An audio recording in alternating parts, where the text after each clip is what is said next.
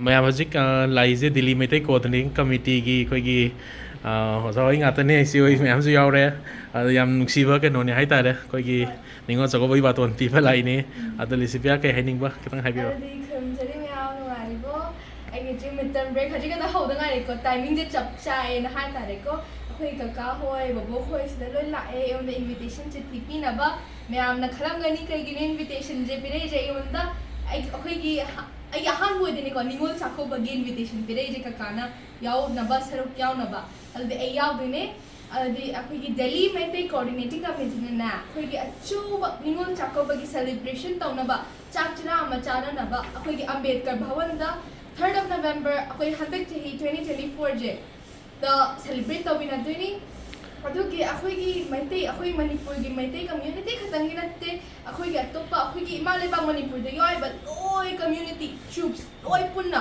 ꯑꯃꯠꯇ ꯁꯔꯨꯛ ꯑꯣꯏꯅ ꯌꯥꯎꯅ ꯌꯨꯅꯥꯏꯠ ꯑꯣꯏꯅ ꯑꯩꯈꯣꯏꯒꯤ ꯌꯨꯅꯤꯇꯤꯗꯣ ꯁꯣ ꯇꯧꯔꯒꯅꯦ ꯌꯥꯎꯃꯤꯟꯅꯖꯦ ꯄꯨꯟꯅ ꯁꯔꯨꯛ ꯑꯃ ꯑꯣꯏꯅ ꯁꯔꯨꯛ ꯌꯥꯃꯤꯟꯅꯖꯦ ꯑꯩꯁꯦ ꯂꯥꯛꯀꯅꯤ ꯑꯩꯈꯣꯏ ꯐꯦꯃꯤꯂꯤꯁꯦ ꯂꯣꯏ ꯂꯥꯛꯀꯅꯤ ꯑꯗꯨꯗꯤ ꯃꯌꯥꯝ ꯄꯨꯟꯅ ꯁꯔꯨꯛ ꯑꯃ ꯌꯥꯎꯃꯤꯟꯅꯖꯦ ꯁꯔꯨꯛ ꯌꯥꯃꯤꯟꯅꯁꯤ ꯁꯔꯨꯛ ꯌꯥꯃꯤꯟꯅꯁꯤ ꯃꯩꯇꯩꯁꯦ ꯃꯌꯦꯛꯁꯨ ꯌꯥꯝ ꯍꯩꯗ ꯍꯥꯏꯇꯥꯔꯦ ꯑꯗꯨ ꯌꯥꯝꯅ ꯉꯥꯛꯄꯤꯌꯨ ꯑꯗꯨꯗꯤ ꯀꯀꯥ ꯊꯥꯒꯠꯆꯔꯤ ꯑꯃꯗ ꯀꯧꯕꯤꯔꯛꯄꯒꯤ ꯑꯩ ꯁꯣꯏꯗꯅ ꯂꯥꯛꯄꯤꯒꯦꯀꯣ ꯂꯥꯛꯆꯒꯦ ꯑꯌꯨ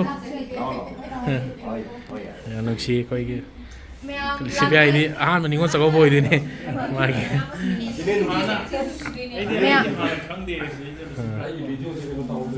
ꯃꯌꯥꯝꯅ ꯂꯥꯛꯇ꯭ꯔꯗꯤ ꯌꯥꯗꯦꯀꯣ ꯑꯩꯈꯣꯏꯒꯤ ꯗꯦꯜꯂꯤꯗ ꯂꯩꯕ ꯂꯣꯏ ꯗꯦꯜꯂꯤ NCRꯗ ꯂꯩꯕ ꯑꯩꯈꯣꯏ ꯃꯤꯇꯩ ꯑꯩꯈꯣꯏ ꯆꯤꯡꯃꯤ ꯑꯩꯈꯣꯏ ट्राइबल कम्युनिटी खुदिमकनाने सरुक यामिन्नासे ꯂꯣꯏ ꯂꯥꯛꯄꯤꯌꯨꯀꯣ ꯃꯌꯥꯝ ꯑꯩꯈꯣꯏ ꯁꯔꯨꯛ ꯄꯨꯟꯅ ꯑꯩꯈꯣꯏ ꯌꯨꯅꯤꯇꯤꯗꯣ ꯁꯣ ꯇꯧꯖꯦ ꯃꯌꯥꯝꯗꯁꯨ ꯀꯣ ꯍꯥꯎꯕ ꯍꯥꯎꯇꯕ ꯀꯩ ꯍꯥꯏꯇꯥꯔꯦ ꯄꯣꯠ ꯄꯨꯕ ꯄꯨꯗꯕ ꯀꯩꯁꯨ ꯂꯩꯇꯦ ꯁꯤꯗꯤ ꯑꯩꯈꯣꯏ ꯄꯨꯟꯅ ꯑꯩꯈꯣꯏ ꯑꯃꯇꯪ ꯑꯣꯏ ꯍꯥꯏꯕꯗꯣ ꯃꯌꯥꯝꯗ ꯎꯅꯕꯒꯤꯗꯃꯛꯇ ꯑꯩꯈꯣꯏ ꯁꯨꯃꯥꯏꯅ ꯗꯦꯜꯂꯤꯗꯒ ꯁꯨꯃꯥꯏꯅ ꯑꯩꯈꯣꯏꯒꯤ ꯏꯕꯨꯡ ꯍꯥꯏꯇꯥꯔꯦ ꯃꯕꯨꯡ ꯃꯧꯄ꯭ꯋꯥꯁꯤꯡꯁꯦ ꯄꯨꯟꯁꯤꯜꯂꯒ ꯌꯥꯝꯕ ꯌꯥꯝꯗꯣ ꯈꯔ ꯄꯩꯁꯥ ꯈꯥꯏꯅꯔꯒ ꯑꯩꯈꯣꯏꯅ ꯂꯩꯕ ꯂꯩꯇꯕ ꯅꯤꯡꯉꯣꯜꯁꯤꯡꯒꯤ ꯍꯟꯗꯛ ꯆꯍꯤ ꯅꯤꯡꯉꯣꯜ ꯆꯥꯛꯀꯧ ꯀꯧꯕ ꯌꯥꯔꯛꯄꯒꯤ ꯃꯇꯥꯡꯒ ꯑꯣꯏꯕꯒ ꯌꯥꯝ ꯅꯨꯡꯉꯥꯏꯕ ꯃꯤꯀꯨꯞꯅꯤ ꯍꯥꯏꯇꯥꯔꯦ ꯑꯗꯣ ꯃꯌꯥꯝ ꯄꯨꯟꯅ ꯁꯔꯨꯛ ꯌꯥꯃꯤꯟꯅꯁꯤ